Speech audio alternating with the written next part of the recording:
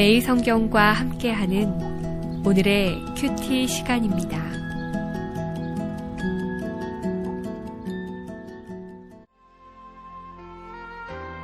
(5월 9일) 오늘의 말씀은 고린도후서 5장 1절에서 10절까지의 말씀입니다.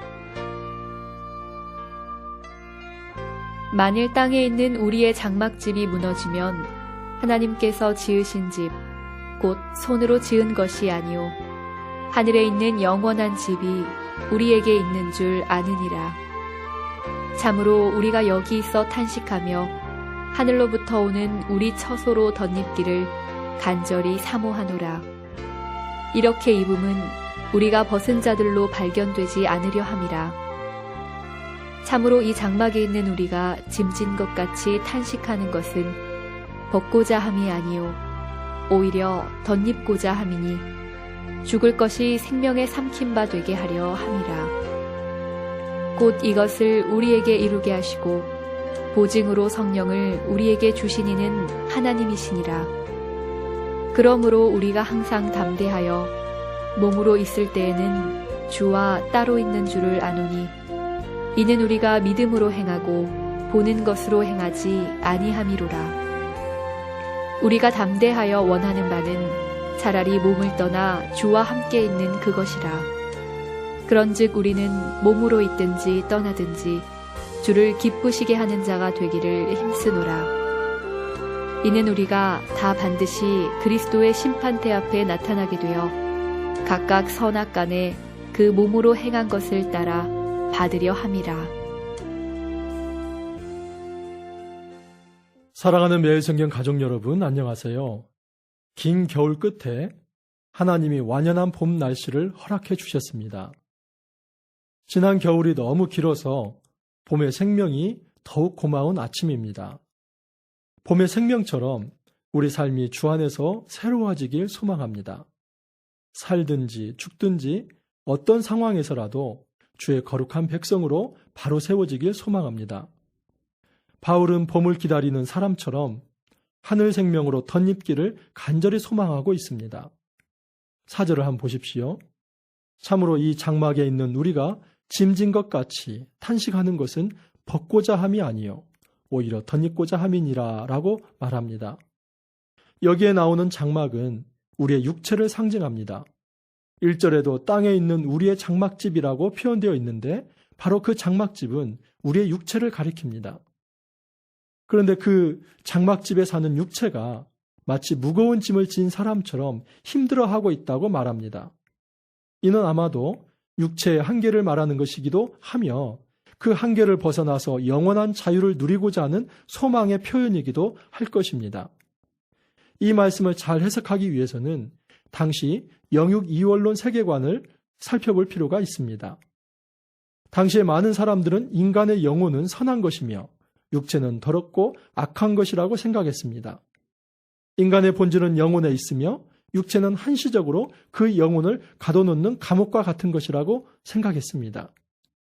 그래서 많은 사람들은 죽음을 감옥과 같은 육체에서 영혼이 회방되는 것이다 라고 생각했습니다. 그런데 바울은 이들과 다른 생각을 가졌습니다. 이것이 바로 기독교의 가장 독특한 진리이기도 합니다.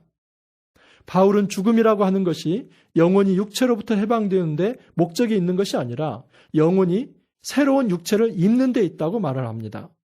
바울의 초점은 육체를 떠나는 것이 아니라 새로운 몸을 입는 데 있습니다. 그것이 무엇입니까? 바로 부활입니다. 1절을 다시 한번 보실까요? 만일 땅에 있는 우리의 장막집이 무너지면 하나님께서 지으신 집, 곧 손으로 지은 것이 아니요 하늘에 있는 영원한 집이 우리에게 있는 줄 아느니라. 아멘. 여기 하늘에 있는 영원한 집은 성전을 가리키는 것이 아닙니다. 또한 우리가 들어가 살 수 있는 물리적 공간도 아닙니다. 여기서 말하는 영원한 집은 바로 우리가 죽음 이후에 덧입게 될 부활의 새로운 몸을 의미합니다. 바울이 확신하는 것은 그리스도가 십자가의 죽음을 지나 새로운 몸으로 부활하여 승천하였던 것처럼 우리 역시 그리스도와 연합될 때 마지막 날에 영원히 썩지 않을 영광스러운 몸을 입게 될 거라는 것입니다. 과연 이런 몸이 어떤 몸일까요? 얼마 전에 우리가 요한복음을 묵상했었는데 요한복음 20장 19절 26절에 보면 부활하신 예수님이 문들이 닫혀있는 집에 제자들에게 나타나셨다고 하십니다. 다시 말해서 예수님은 지금 물리적 시간에 구애받지 않는 영광의 몸을 입으셨으며 공간의 장애를 받지 않는 부활의 몸을 입으셨다는 것입니다. 고린도후서 3장 18절을 보면 우리가 그리스도와 같은 형상으로 변화하여 영광에서 영광에 이를 것이다 라고 합니다. 즉 우리 역시도 그리스도의 부활과 연합되어 그리스도의 재림 때에 새로운 영광의 몸을 입게 될 거라는 것입니다. 그 육체는 현재처럼 상처와 아픔과 고통이 많은 질그릇과 같은 몸이 아니라 하나님과 영원히 함께 할 수 있는 주님이 기뻐할 만한 영광의 몸이라는 것입니다. 바울이 덧입고 싶은 몸은 바로 이 영광의 부활의 몸입니다. 그래서 4절에서 좀 더 적극적으로 이런 간구를 드러냅니다. 죽을 것이 생명에 삼킨 바 되게 하려 함이라 라고 합니다.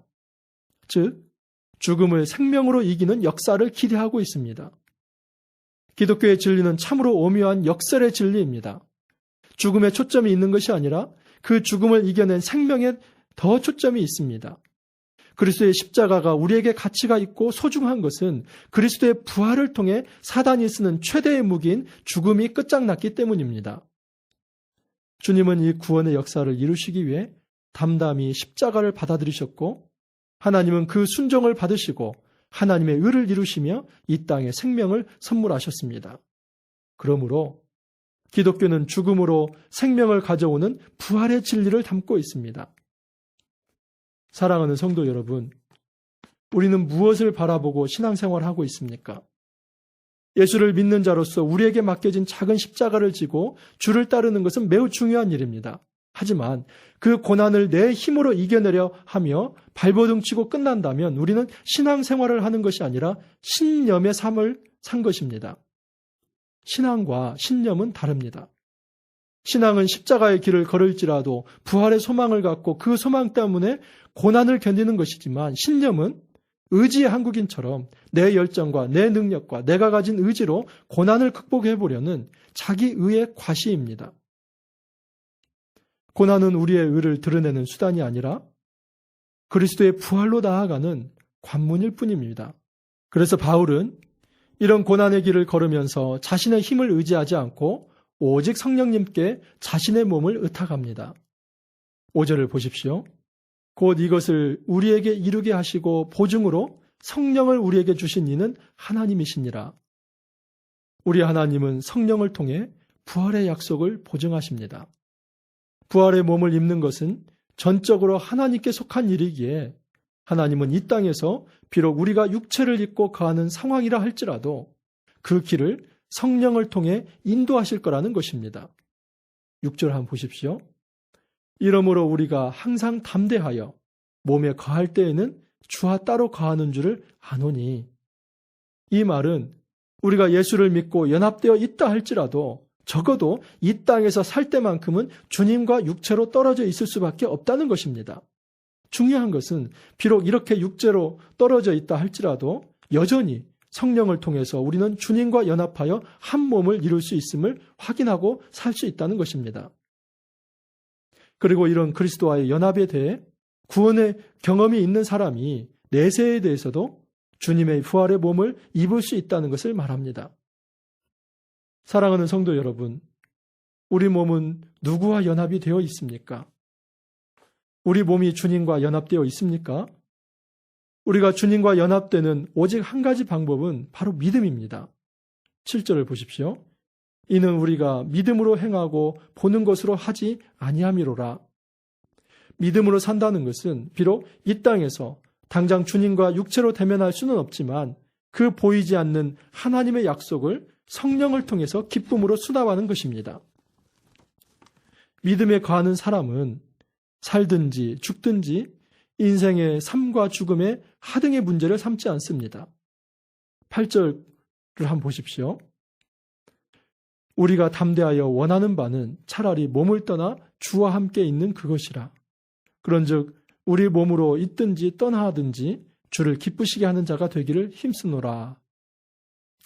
할 수만 있다면 주님과 하루라도 빨리 얼굴과 얼굴을 대하며 만나기를 원하지만 이 모든 것은 주님의 주권에 속한 부분으로서 이 땅에 있더라도 주님의 기쁨이 되고 싶다는 것입니다.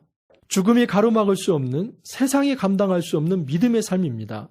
바울이 이렇게 할 수 있었던 것은 그는 당장 코앞의 일만 바라보는 것이 아니라 멀리 주님의 재림때에 임할 하나님의 심판까지를 바라보고 있었기 때문입니다.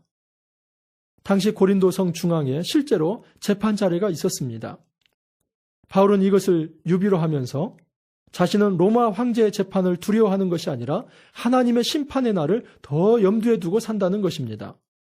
심판을 두려워하는 것이 아니라 심판을 행하시는 하나님 앞에 기쁨의 사람이 되고 싶다는 신앙 고백입니다.